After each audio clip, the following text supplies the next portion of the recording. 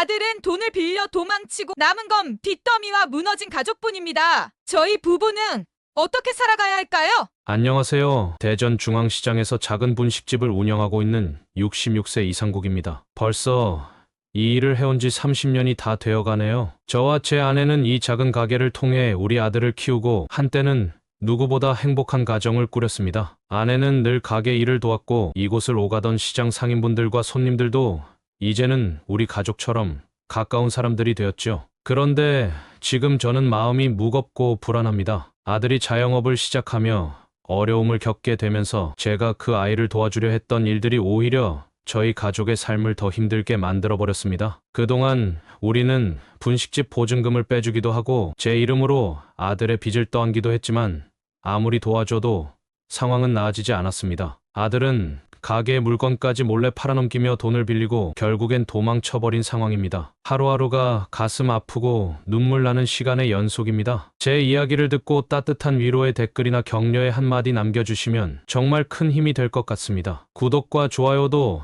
많이 눌러주시면 감사하겠습니다. 오늘은 저희 소중한 아들이 우리 가족에게 남긴 상처와 어려움에 대해 솔직히 이야기해보려 합니다. 저는 대전 중앙시장에서 작은 분식집을 운영하며 오랜 세월을 보냈습니다. 제 아내와 함께 허름한 가게를 열어 떡볶이, 순대, 김밥을 팔며 살아왔죠. 가게는 크지 않았지만 시장을 오가는 손님들과 상인들 사이에서 입소문이 나면서 하루 종일 분주하게 움직여야 할 만큼 손님이 많이 찾아왔습니다. 어쩌면 대단할 것 없던 우리의 분식집이지만 저희 부부는 그 작은 공간에서 함께 꿈을 꾸고 행복을 키워갔습니다. 저희 부부는 아들 하나를 두고 있었고 그 아이가 바로 저희의 인생의 전부였죠. 아들은 어릴 때부터 무척 똑똑하고 활발했는데 제 자랑이 아닐 수 없을 정도로 공부도 곧잘 했습니다. 시장에서 일할 때도 종종 가게로 와서 아버지 어서 가게 접고 놀러가요 하고 말하곤 했습니다. 그럴 때마다 저희는 피곤함도 있고 아들과 웃으면서 하루를 보냈던 것 같습니다. 아내와 저의 하루 일과는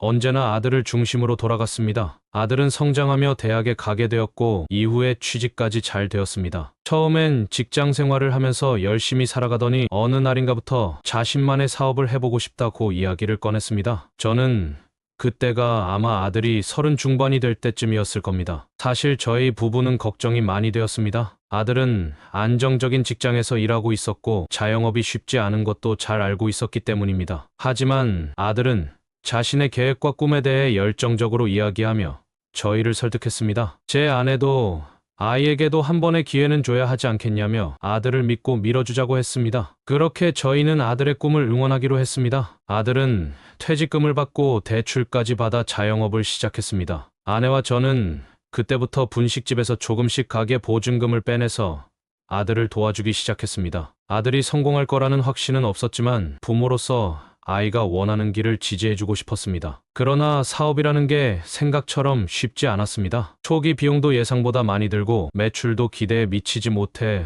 어려움이 쌓여갔습니다. 그때부터 아들은 매일 고민에 빠졌고 점차 피곤해하고 예민해져 갔습니다. 가게에 종종 찾아와 아버지, 이번 달은 조금만 더 도와주시면 잘 해낼 것 같아요라고 말하는 아들을 볼 때마다 마음이 아팠습니다. 한편으로는 제 분수에 맞지 않는 도움을 주다 보니 분식집 상황도 어렵게 돌아갔습니다. 늘 가게에 보증금을 조금씩 떼어 주다 보니 결국 월세까지 밀리기 시작했습니다. 그래도 저희 부부는 이번 한 번만 더라는 마음으로 아들의 손을 놓을 수 없었습니다. 자식에게 도움을 줄 수 있는 한은 돕고 싶었죠. 이렇게 어려움 속에서도 아들을 돕다 보니 어느새 저희 부부도 경제적으로 점점 벼랑 끝에 서게 되었습니다. 분식집을 운영하며 먹고 살기 어려워졌고 가게를 꾸려가는데 필요한 재료비조차 버거워지기 시작했습니다. 그럼에도 불구하고 저와 아내는 그저 아들이 다시 일어설 수 있기를 바라며 손을 놓지 않았습니다. 그러던 중에 아들이 더 큰 자금을 필요로 하게 되면서 제 신용을 이용해 대출을 받게 되었습니다. 제 이름으로 빚을 내는 일이었지만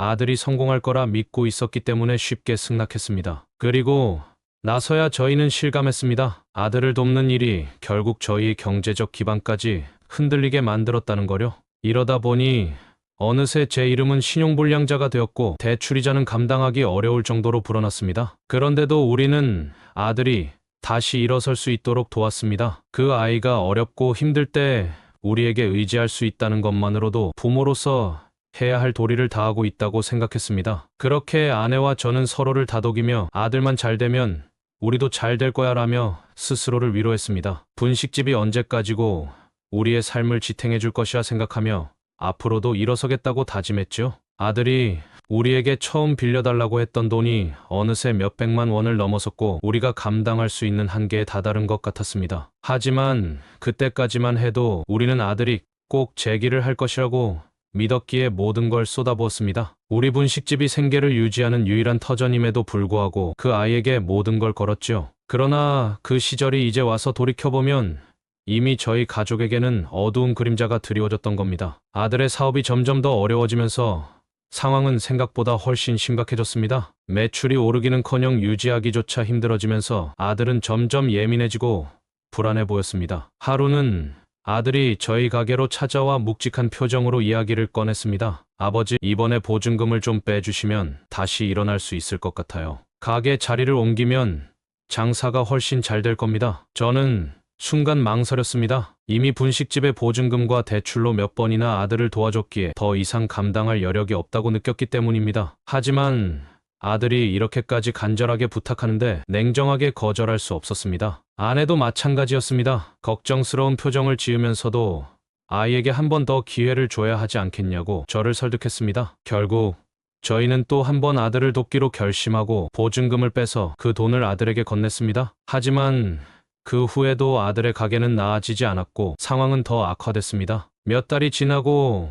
이제는 분식집 월세까지 밀리는 지경에 이르렀습니다. 그러던 어느 날 시장 상인들 사이에서 이런 소문이 들려왔습니다. 이상국 씨네 아들이 이번에 또 돈을 빌려갔다던데 어쩌면 좋아요. 저는 순간 머리가 멍해졌습니다. 아들은 저희에게 아무 말도 없이 여기저기서 돈을 빌리고 있었던 겁니다. 그 사실을 알게 되었을 때 분노보다는 슬픔이 더 컸습니다. 아들이 혼자서 모든 걸 해결하려고 한 것 같아 안타까웠고 그 아이가 얼마나 힘들었을지 이해가 되면서도 어쩔 수 없는 실망감이 몰려왔습니다. 얼마 지나지 않아 아들이 아예 연락을 끊었습니다. 걱정스러운 마음에 아들 가게를 찾아갔지만 문이 굳게 닫혀 있었고 이웃 상인들도 아들이 몇 주째 가게에 나오지 않고 있다는 이야기를 전해주었습니다. 한참을 서서 굳게 닫힌 가게 문을 바라보며 어디 있는 걸까?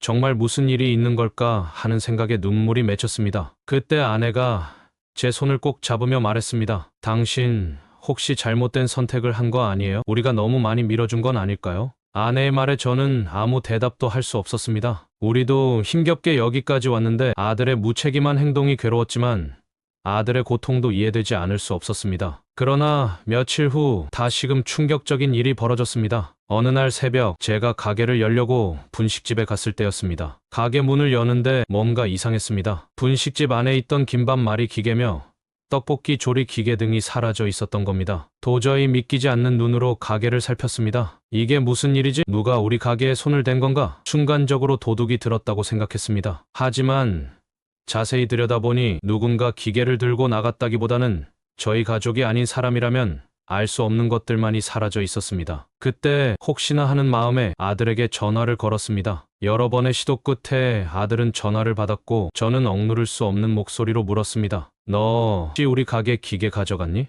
아들은 잠시 침묵하더니 조용히 말했습니다. 죄송해요, 아버지. 다시 돌려드릴게요. 조금만 기다려주세요. 그 한마디에 저는 분노가 치밀어 올랐습니다. 어떻게 이런 일이 있을 수 있는가? 가게에서 하루하루 벌어가는 것밖에 없는 저희에게서 아들이 그렇게 소중한 물건을 가져가 버렸다는 게 믿기지 않았습니다. 저는 더 이상 아무 말도 할 수 없었고 아내 역시 충격을 받은 듯 입을 막고 한참을 울었습니다. 이 상황을 대체 어떻게 받아들여야 할지 도저히 알 수 없었습니다. 그러나 그것이 끝이 아니었습니다. 아들이 몰래 대부업체에서 돈을 빌렸다는 소식을 듣게 되었을 때는 정말이지 머리가 하얘졌습니다. 가족 몰래, 그것도 위험천만한 대부업체를 찾아간 아들을 생각하니 불안과 두려움이 밀려왔습니다. 도대체 그동안 아들은 무슨 생각을 하며 이렇게 무모한 선택을 했는지 이해할 수 없었습니다. 한편으로는 이렇게까지 해서라도 우리에게 기대지 않으려는 거였나 싶어 슬프기도 했습니다. 그리고 결국 마지막 사건이 벌어졌습니다. 아들이 시장 상인들에게까지 돈을 빌리고 어디론가 사라진 겁니다. 며칠 전까지만 해도 아들을 도와주려 했던 시장 상인들이 이제는 하나둘 찾아와 제게 따지기 시작했습니다. 이상국 씨, 우리도 어렵게 돈 빌려준 건데 이렇게 가버리면 어쩌자는 겁니까? 그 아들 때문에 우리도 난처하게 됐다고요. 저는 얼굴이 화끈거리고 당혹스러워 어찌할 바를 몰랐습니다. 평생을 시장 사람들과 얼굴 마주보며 살아왔는데 이제 와서 이런 소리를 듣게 되다니 너무나 참담했습니다. 상인들의 원망 섞인 말들이 이어지자 제 가슴이 찢어지는 듯했습니다. 어떻게든 아들을 찾아보겠다고 말했지만 저 역시 어디서부터 찾아야 할지 감조차 잡히지 않았습니다. 그렇게 아들은 연락이 끊긴 채로 사라졌고 저는 절망 속에서 아내와 매일을 버티며 지낼 수밖에 없었습니다. 아들이 연락을 끊고 사라진 지 며칠이 지나면서 저와 아내는 점점 더 깊은 절망에 빠져들었습니다. 그동안 아들의 부탁에 응해 어떻게든 도와주려 노력해왔지만 이제는 저희 부부가 감당할 수 없는 상황에 이르렀다는 사실을 실감했습니다. 이대로 모든 것을 포기하고 싶은 마음과 그래도 아들이 무사히 돌아오기를 바라는 마음이 엇갈리며 저희는 매일같이 감정의 소용돌이 속에 빠져들었습니다. 얼마 지나지 않아 저희에게는 더 큰 현실적인 문제가 닥쳤습니다. 분식집 월세가 몇 달째 밀려서 가게 주인에게서 통보가 온 겁니다. 그간 사정을 설명하며 월세를 미루는 데에 안간힘을 썼지만 결국에는 주인도 더 이상 기다려줄 수 없다며 가게를 비우라고 말했습니다. 가게가 저희 부부의 생계수단이자 마지막 희망이었는데 이마저도 잃게 될 위기에 처하자 우리는 모든 게 끝난 듯한 절망감을 느꼈습니다. 그날 저녁 저와 아내는 가게 불을 끈 채 말없이 앉아 있었습니다. 아내는 눈물을 삼키며 조용히 말했습니다. 우리가 어디서부터 잘못된 걸까요? 그 아이가 잘 될 거라고 믿은 게 이렇게 큰 잘못이었을까요? 저는 아내의 말을 들으며 가슴이 찢어지는 듯한 고통을 느꼈습니다. 아들을 도와주겠다는 단순한 부모의 마음이 이제는 저희를 이토록 깊은 수렁에 빠뜨리고 말았다는 사실이 쓰라렸습니다. 분식집에 앉아 한동안 아무 말도 할 수 없었고 그저 무력하게 서로의 손을 꼭 잡고 있었습니다. 그 순간만큼은 그저 시간이 멈췄으면 좋겠다는 생각뿐이었습니다. 하지만 그 다음날 저는 아들을 찾아 나서기로 결심했습니다. 그 아이가 어떤 이유로 이런 무책임한 선택을 했든 저희가 직접 그 이유를 확인하고 싶었습니다. 그러다 혹시 어디서 사고를 당한 건 아닐지 또 아들의 정신 상태가 온전한 건지 등 걱정스러운 마음이 점점 커졌습니다. 저와 아내는 며칠 동안 대전 주변을 돌며 아들이 있을 만한 곳을 찾아 헤맸지만 아무런 소득도 없었습니다. 그렇게 몇 주가 지나도록 아들의 행방을 찾을 수 없었습니다. 그러던 중 어느 날 집으로 낯선 전화가 걸려왔습니다. 여보세요, 이상국 씨 되십니까? 대부업체인데요. 저는 순간 손에 식은땀이 배어 나왔습니다. 대부업체 직원은 아들이 빌린 돈이 지금까지 갚아지지 않고 있으며 그 보증인이 저라는 이유로 제가 책임져야 한다는 내용이었습니다. 그 말을 들었을 때 숨이 막힐 것 같았습니다. 아무리 부모라지만 아들이 저를 보증인으로 내세우고 돈을 빌려갔다는 사실을 받아들이기 힘들었습니다. 저는 어렵게 말을 이어가며 대부업체 직원에게 간청했습니다. 정말 죄송합니다. 지금 저희도 사정을 알아보는 중인데 조금만 시간을 주시면 아들을 찾을 수 있을 겁니다. 하지만 직원은 냉정하게 더 이상 기다려줄 수 없습니다. 내일까지 갚지 않으면 법적 절차를 밟을 수밖에 없습니다라고 말하고 전화를 끊었습니다. 전화를 끊고 멍하니 서 있는데 그 순간 저는 더 이상 아들을 믿고 기다리기만 할 수는 없다는 생각이 들었습니다. 제가 아들을 기다리며 붙잡고 있던 그 믿음이 결국 저희 가정을 무너뜨리고 있었다는 사실을 인정해야 했습니다. 그날 밤 저는 아내와 함께 결단을 내리기로 했습니다. 이제는 우리도 그동안의 희생을 멈추고 현실을 받아들여야 할 때라고요. 하지만 그 결심을 내리는 순간에도 가슴 한편에서는 혹시 이 결정으로 아들이 더 큰 어려움을 겪는 건 아닐까 하는 불안감이 떠나질 않았습니다. 다음 날 저는 대부업체를 찾아갔고 모든 상황을 설명하며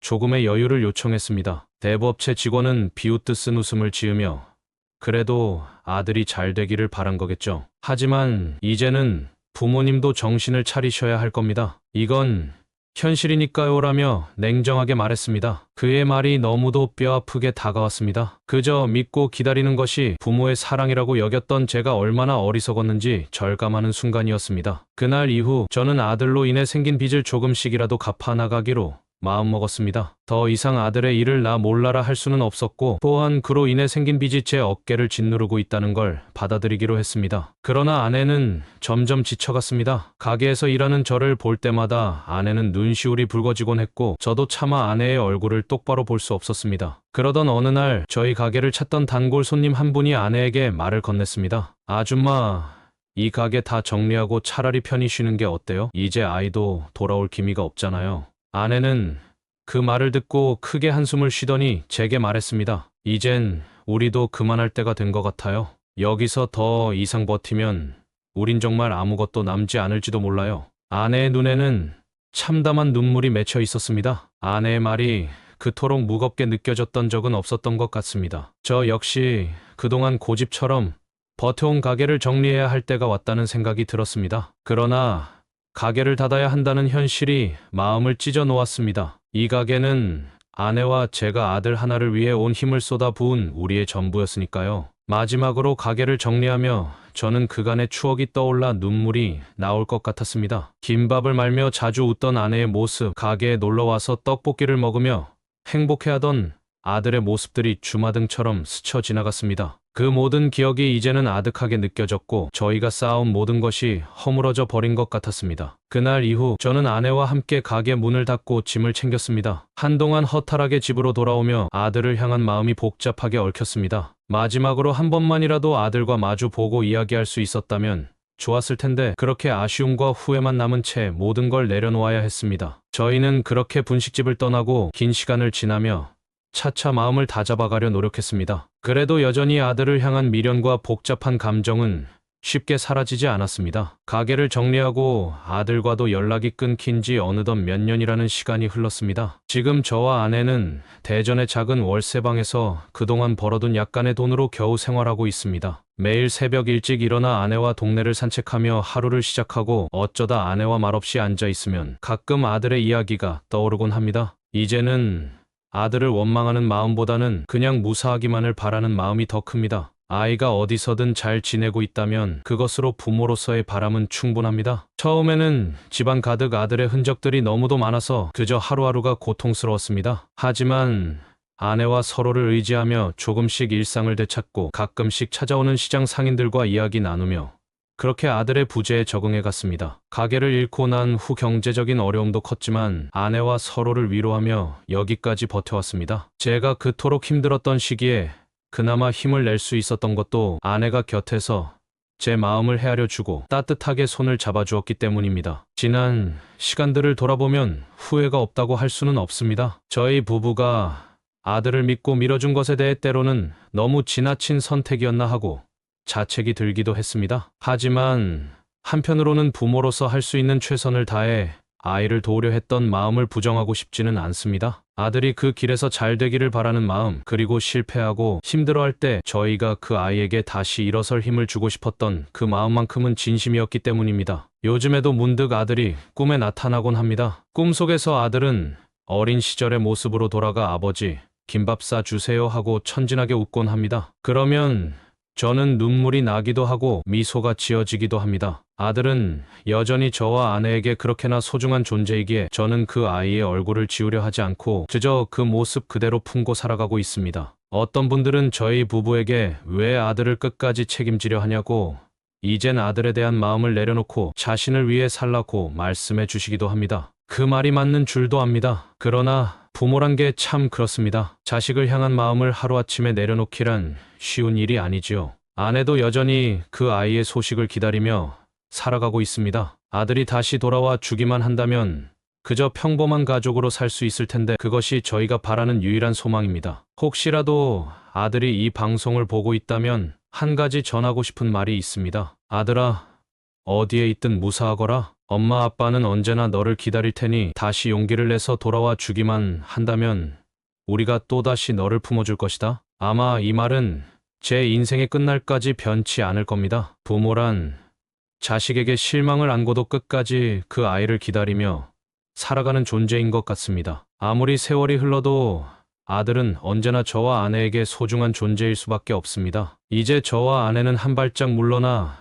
우리의 삶을 살아가려 합니다. 가끔씩 예전 가게를 떠올리며 웃기도 하고 눈물을 흘리기도 하지만 그런 추억들도 이제는 아련하게 느껴집니다. 그리고 또 하나 깨달은 것은 인생에서 가장 중요한 것은 무너져도 일어날 수 있는 용기와 곁에 있는 사람들과의 소중한 시간이라는 것입니다. 아들이 돌아오든 돌아오지 않든 저희는 그 아이가 무사하다는 믿음을 품고 살아갈 겁니다. 여러분은 혹시 비슷한 경험이 있으신가요? 자식을 위해 무언가를 포기해 본 적이 있으시다면 저희 부부의 마음을 이해하실 수 있을 겁니다. 혹은 저희와 같은 상황의 노인분들이 있다면 자신의 인생도 함께 소중히 여기시라는 말씀을 드리고 싶습니다. 삶은 고난의 연속이지만 그 속에서도 포기하지 않는 용기가 결국 자신을 지켜줄 것입니다. 저희 이야기를 들어주셔서 감사합니다. 따뜻한 위로와 격려의 댓글이 저와 아내에게 큰 힘이 됩니다. 구독과 좋아요도 눌러주시면 감사하겠습니다. 여러분의 소중한 의견도 댓글로 남겨주시고 비슷한 경험이 있다면 꼭 들려주십시오. 평생 일궈온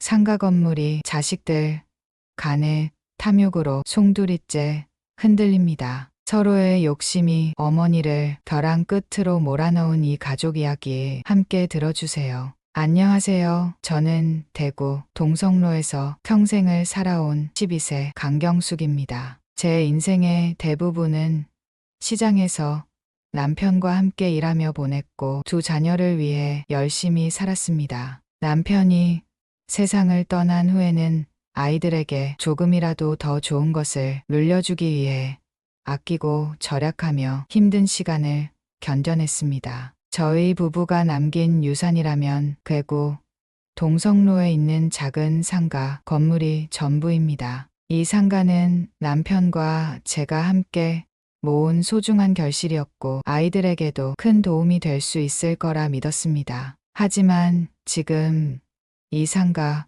건물은 오히려 저희 가족의 근심과 갈등의 원인이 되었습니다. 아들과 딸이 이 상가의 임대 수익과 재산을 두고 서로 다투기 시작하면서 가족 간의 평화는 깨어져 버렸습니다. 아들은 임대 수익을 독차지하려고 제게 강압적인 요구를 하고 딸은 제 건물을 몰래 담보대출 받으려 하면서 점점 더 파국으로 치닫게 되었습니다. 그 과정에서 남매가 서로 경찰에 신고하며 다투기까지 했고 저는 그저 매일 마음을 졸이며 고통 속에서 살아가고 있습니다. 이제 저는 상가를 팔고 요양원에 들어갈 결심을 하게 되었습니다. 자녀들 간의 갈등을 막기 위해 이렇게까지 해야 하는 제 심정이 어떠할지 감히 표현하기 어렵습니다. 자식들 때문에 몸과 마음이 지쳐버린 제 이야기를 들어주시고 위로와 격려의 말씀 남겨주시면 정말 큰 힘이 될 것 같습니다.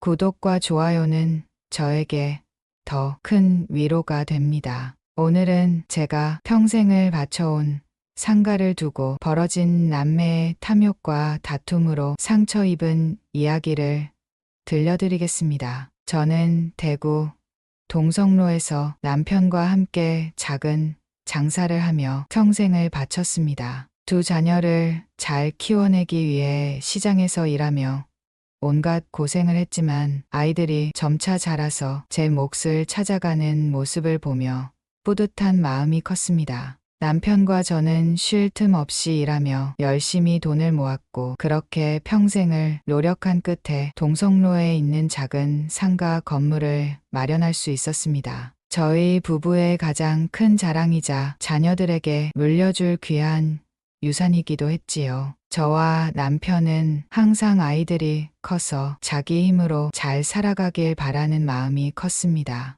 아들은 열심히 공부해 대학을 졸업한 후 직장에 들어갔고 딸 역시 결혼 후 아이 셋을 낳아 가정을 꾸려가는 모습을 보였습니다. 남편은 그런 자녀들을 무척 자랑스러워하며 자녀들이 혹여 생활이 어려워지면 상가 수익을 나눠줄 생각도 하고 있었습니다. 이 건물이 있으니 자식들도 든든한 뒷배가 있을 거야 라며 자랑스러워하던 남편의 얼굴이 아직도 생생히 떠오릅니다. 남편이 세상을 떠난 후 저는 혼자 남아 상가를 관리하게 되었습니다. 남편이 있을 때는 저희 부부가 상가를 직접 관리했지만 남편이 떠나고 나니 임대 수익과 관리가 제 책임이 되었고 남은 인생의 마지막 보람이라고 여겼습니다. 아이들에게 도움이 될 수 있기를 바랐고 또 혹여 제가 병이라도 들면 저를 돌봐줄 자금이 될 것이라 생각하며 상가 임대 수익을 소중히 여겼습니다. 시장 일을 하며 아끼고 아껴가며 힘들게 마련한 상가였기에 그 애착은 남다를 수밖에 없었습니다. 처음 몇 년은 상가에서 나오는 임대 수익으로 어렵지 않게 생활할 수 있었습니다. 아이들은 저에게 어머니 혼자 힘든 일 하지 말고 상가에서 나오는 수익으로 편하게 지내세요라며 제 노고를 걱정했습니다. 특히 아들은 사업을 시작하면서도 종종 저를 찾아와 도와줄 것이 없는지 묻기도 했습니다. 딸 역시 가정주부로서 바쁜 생활을 이어가며 저를 걱정해주는 모습을 보여주었고 두 자녀가 이렇게 부모에게 신경을 써주는 것이 대견했습니다. 하지만 시간이 흐르면서 조금씩 이상한 기류가 느껴지기 시작했습니다. 아들이 사업을 점차 확장하며 상가 임대 수익 관심을 보이기 시작했던 겁니다. 처음에는 상가 수익이 얼마쯤 되는지 어느 정도로 관리가 되고 있는지 자주 물어보기에 저는 그저 부모의 재산에 대해 궁금해하는 것으로만 생각했습니다. 딸 또한 종종 제게 상가의 상태와 관리 상황에 대해 물어왔고 당시에는 그저 아이들이 저를 걱정해서 그러는 줄로만 알았습니다. 그러던 어느 날 아들이 찾아와 이렇게 말했습니다. 어머니, 요즘 사업이 조금 힘듭니다. 저를 위해 상가 임대 수익 일부만이라도 도와주시면 제가 잘 이겨낼 수 있을 것 같습니다. 그 말을 들었을 때 저는 아들의 입장을 생각하며 도와줄 수 있는 데까지는 돕자 하는 마음이 들었습니다. 그래서 소소하게라도 아들에게 지원해줄 방법을 찾기 시작했지요. 하지만 문제는 거기서 끝나지 않았습니다. 아들이 상가 임대 수익의 전부를 자신이 관리하겠다고 요구하기 시작한 겁니다. 어머니도 이제는 나이가 있으니 이런 관리 일은 제가 맡겠습니다 라고 말하며 제게 점점 강압적인 태도를 보이기 시작했지요. 그때부터 저는 점점 불안해졌습니다. 아들이 내게 조금씩 강요하듯 이야기를 꺼내고 상가를 자기 뜻대로 관리하려는 모습을 보였기 때문입니다. 이후로는 딸까지 상가 건물에 대해 관심을 보이기 시작했습니다. 아들이 상가 임대 수익을 관리하고 싶다는 이야기가 나오고 나서 딸이 갑자기 찾아와 저도 아이들 키우느라 생활이 빠듯한데 어머니 재산을 나중에 물려주실 때 공평하게 해주시면 좋겠어요 라고 말하더군요. 딸이 그러는 것이 이상하긴 했지만 제 자식이니만큼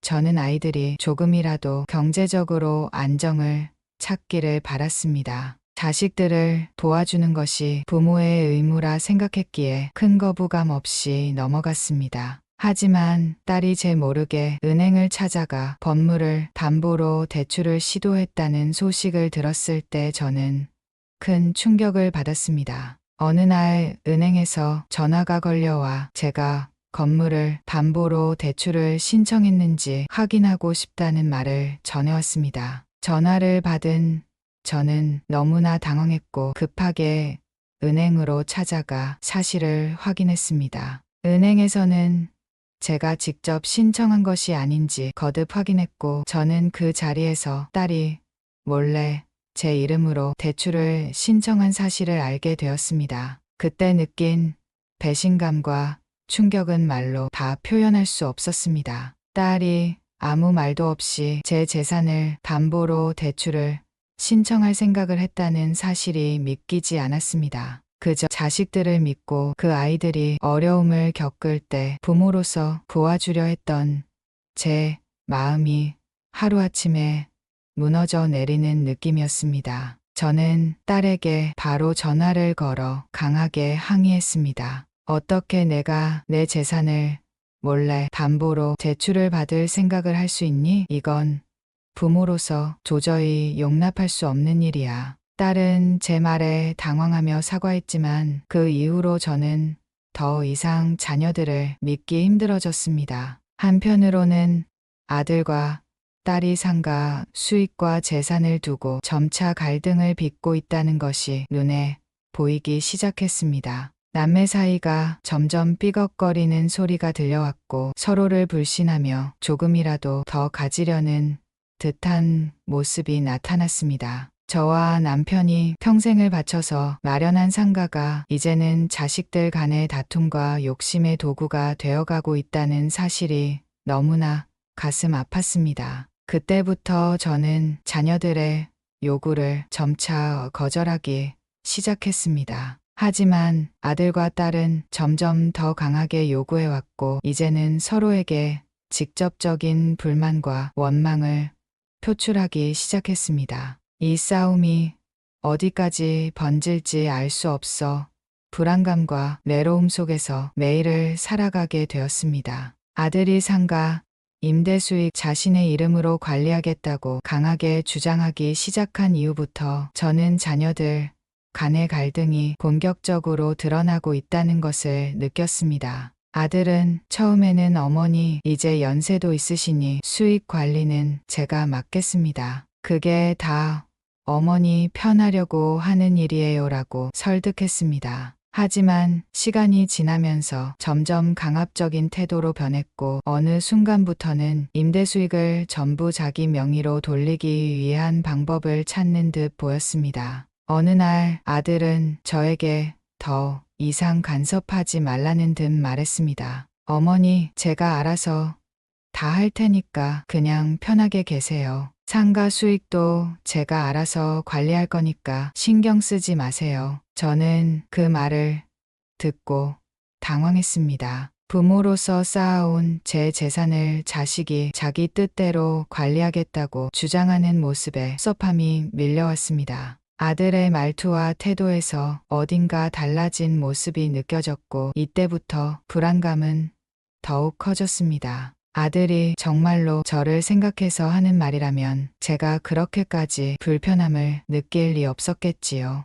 아들의 요구가 점점 거칠어지는 가운데 딸이 다시 저를 찾아왔습니다. 이번에는 딸 역시 상가, 건물과 재산에 대해 강한 관심을 보이며 말했습니다. 어머니, 저도 이제 아이 셋을 키우는 입장인데 상가 수익을 형이 다 가져가는 건 너무 불공평해요. 저도 어머니 재산에서 제 몫이 있어야 하는 거 아닌가요? 저는 자식들 사이에 벌어지는 다툼이 너무나 고통스러웠습니다. 아들에게도 한 차례 경고를 했지만 딸마저 불만을 드러내며 상가 수익에 욕심을 보이기 시작하니 모든 것이 엉망이 되어가는 것 같았습니다. 그때부터 두 남매는 서로를 향해 조금씩 불만을 내비치며 얼굴을 붉히기 시작했습니다. 딸은 아들이 모든 것을 독차지하려고 한다며 서운해했고, 아들은 동생이 자신을 방해하는 듯한 태도로 말했습니다. 그러던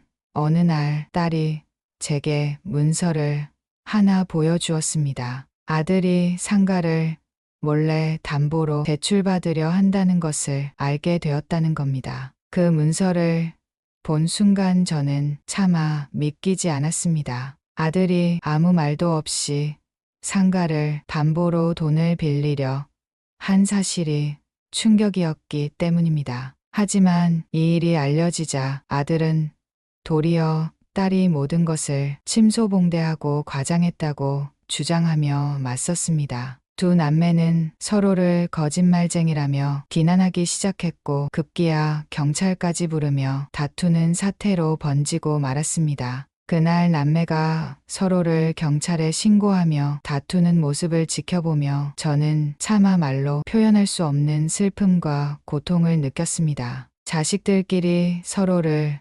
이렇게까지 비난하며 싸우는 모습을 보고 있자니 과연 이 모든 것이 무엇을 위한 것인가 싶었습니다. 저는 그저 평생 일구어온 재산을 자식들에게 남겨주고 싶었던 마음뿐이었는데, 자녀들은 그 마음을 전혀 이해하지 못하는 것 같아 더욱 허탈하고 가슴 아팠습니다. 며칠 후 은행에서 전화가 걸려왔습니다. 제 이름으로 상가, 건물을 담보로 대출을 받으려는 시도가 있었다는 겁니다. 은행에서 혹시 고객님 본인이 신청하신 게 맞나요? 확인 전화를 받고 저는 아연실색할 수밖에 없었습니다. 이 일로 인해 은행 도장이 위조된 사실을 알게 되었고 아들이 저를 몰래 속여서 저의 은행 도장을 위조해 담보 대출을 받으려 했다는 충격적인 사실을 마주하게 되었습니다. 이 일에 대해 아들에게 따지자 아들은 그제야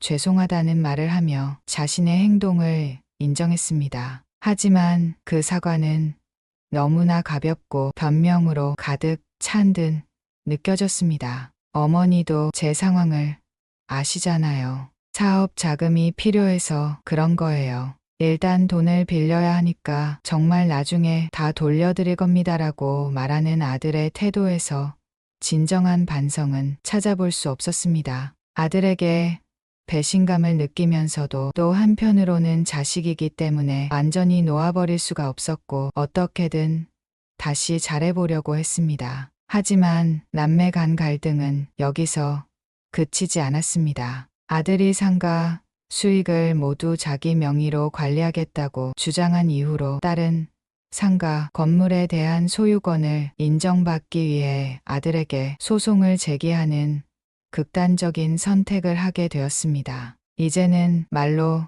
해결할 수 있는 상황을 넘어섰고 법적으로 모든 것을 따지게 된 것입니다. 법정 싸움까지 번지자 딸은 저에게 어머니, 형이 나쁜 짓을 저질렀으니 반드시 법적으로 맞서야 해요라고 말하며 단호한 태도를 보였습니다. 딸의 굳은 표정을 보면서 저는 두 자녀 사이에서 더욱 깊은 갈등에 빠졌습니다. 아들은 계속해서 자신의 권리를 주장하며 한치의 양보도 없었고 딸 역시 결코 물러서지 않겠다는 자세로 임했기 때문에 가족 간의 화해는 더 이상 불가능해 보였습니다. 그러던 중 아들과 딸이 마침내 저에게 상가 건물을 떠나라는 요구를 하기 시작했습니다. 아들은 대놓고 어머니는 이 상가 수익을 제게 맡기고 이제 그만 손 떼세요라고 말했고 딸 역시 어머니, 우리도 이제 어머니로 인해 더 이상 손해를 보기 싫어요.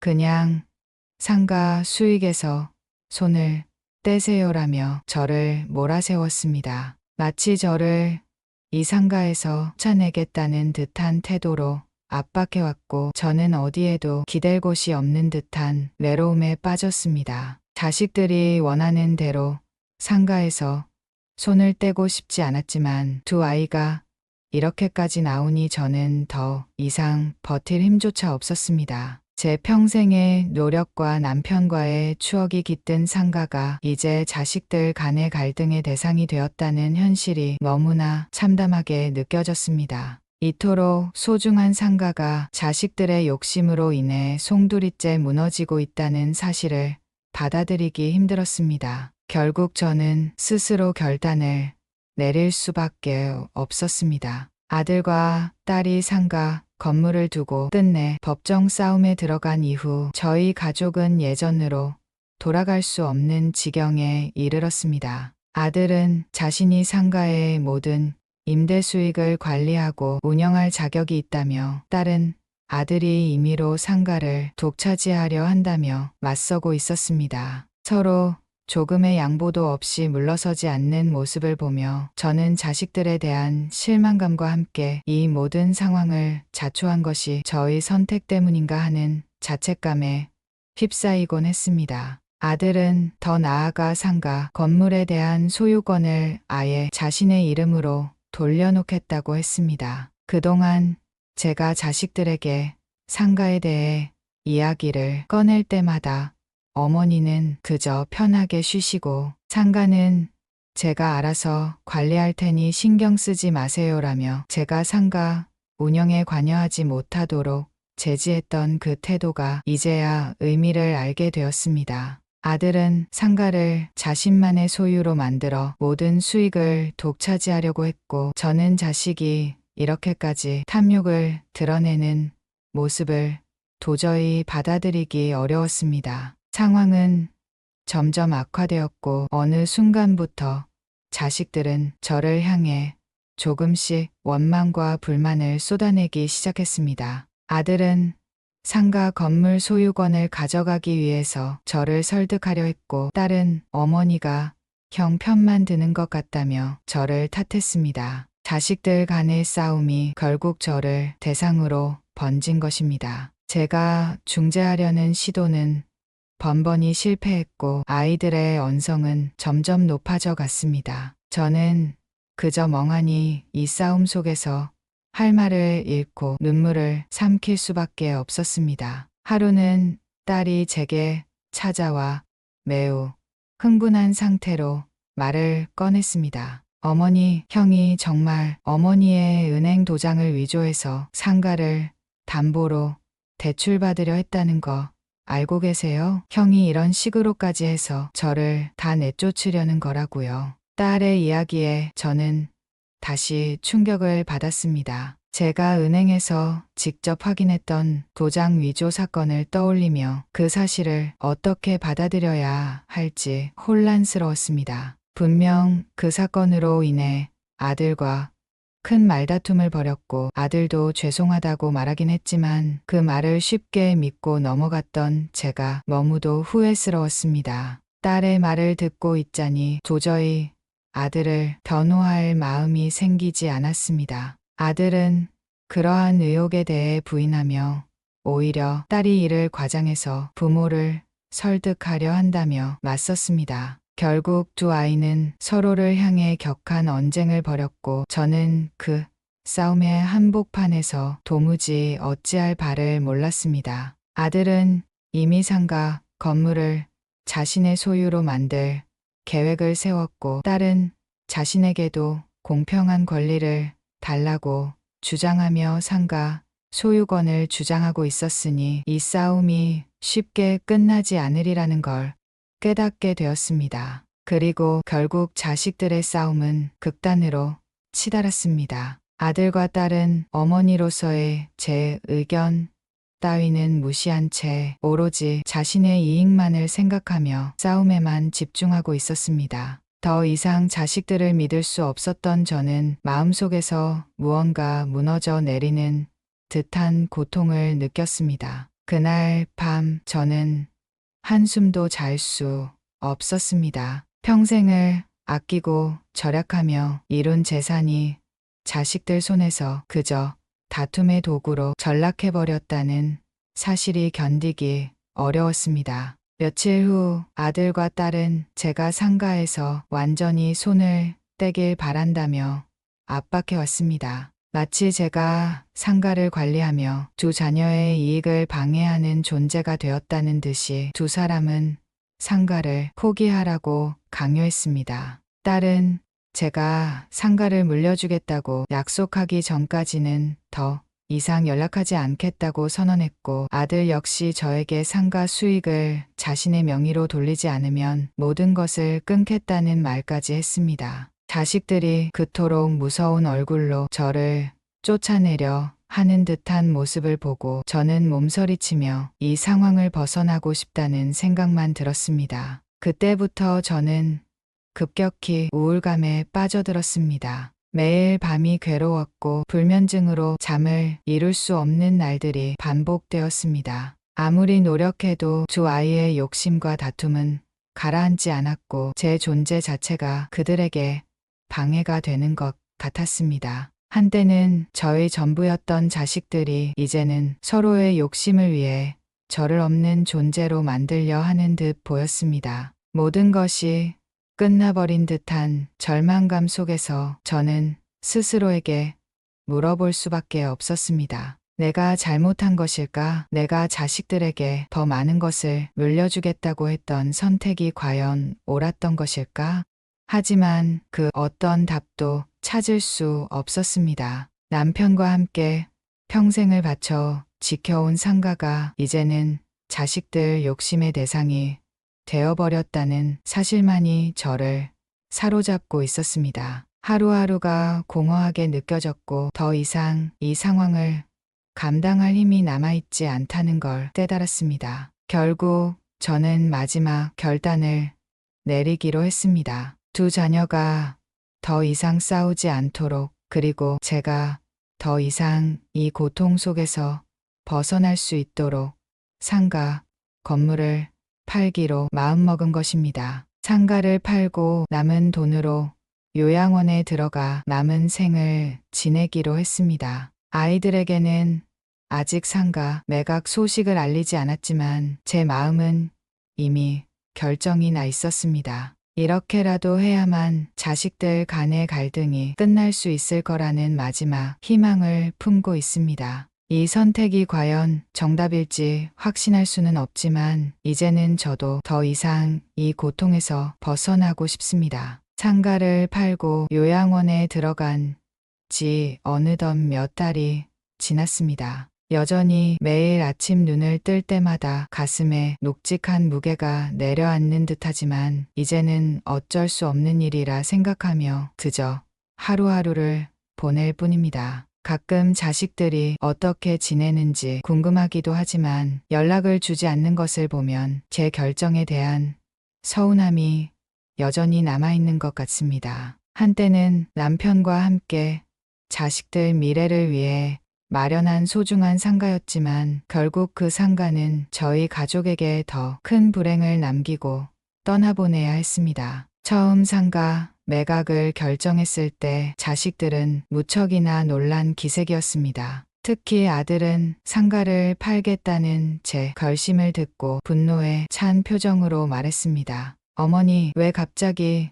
이런 결정을 하셨어요? 저와 상의라도 했어야죠. 이제 저희는 어떻게 하라는 거예요?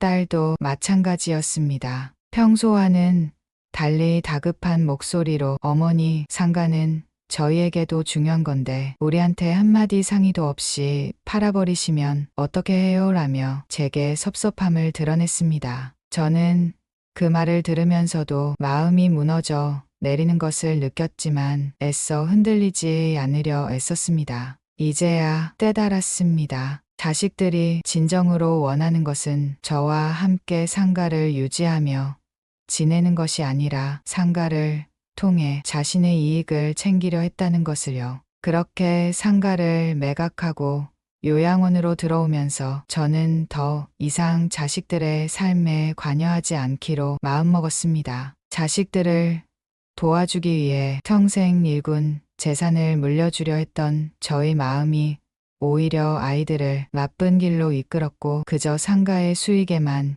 집착하게 만들었으니 말입니다. 어쩌면 부모로서 저의 선택이 옳지 않았던 것인지도 모르겠습니다. 자식들에게 더 많은 것을 물려주려 했던 마음이 결국 그들을 갈등의 구렁텅이로 빠뜨린 것 같아 마음이 아픕니다. 요양원에서 지내며 저는 조금씩 과거를 정리하고 있습니다. 매일 아침 일찍 일어나 산책을 하고 시설 내 사람들과 조용히 인사를 나누며 하루를 시작합니다. 처음 요양원에 들어왔을 때는 불안하고 초조했지만 이제는 어느 정도 마음을 내려놓고 받아들이려 노력하고 있습니다. 제 남은 생은 자식들이 아닌 저 스스로를 위한 시간으로 채우기로 결심했으니까요. 자식들에게 상가 수익을 남겨주지 못한 것이 미안하긴 하지만 지금은 이 선택이 저에게도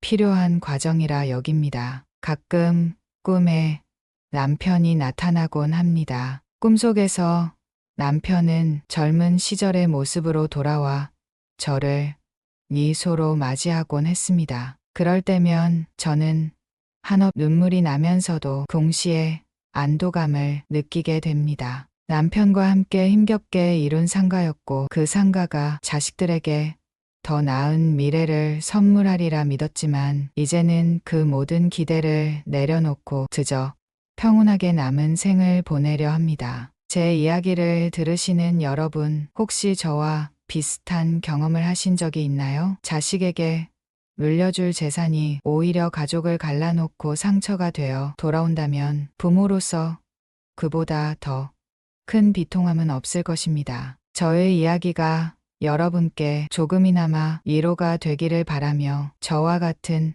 아픔을 겪고 계신 분들이라면 자신의 삶도 소중히 여겨주셨으면 합니다. 부모가 자식에게 모든 것을 주는 것이 때로는 아이들에게 도움이 되지 않을 수도 있다는 점을 깨닫게 된 지금 여러분도 이 점을 깊이 생각해 보시기를 바랍니다. 이제 저는 그저 평범한 일상을 보내며 마음의 평안을 찾으려 합니다. 가끔은 자식들 얼굴이 떠오르기도 하고 한 번쯤은 그들이 먼저 연락을 해오지 않을까 기대하게 되기도 합니다. 하지만 더 이상 제 마음을 그들에게 의지하지 않기로 결심했습니다. 자식들은 자신의 인생을 살아가야 하고 저는 저대로 저의 남은 생을 조용히 살아갈 것입니다. 저의 이야기를 들어주셔서 감사합니다. 이 이야기가 여러분에게 조금이나마 생각할 거리를 던져주길 바라며 저와 같은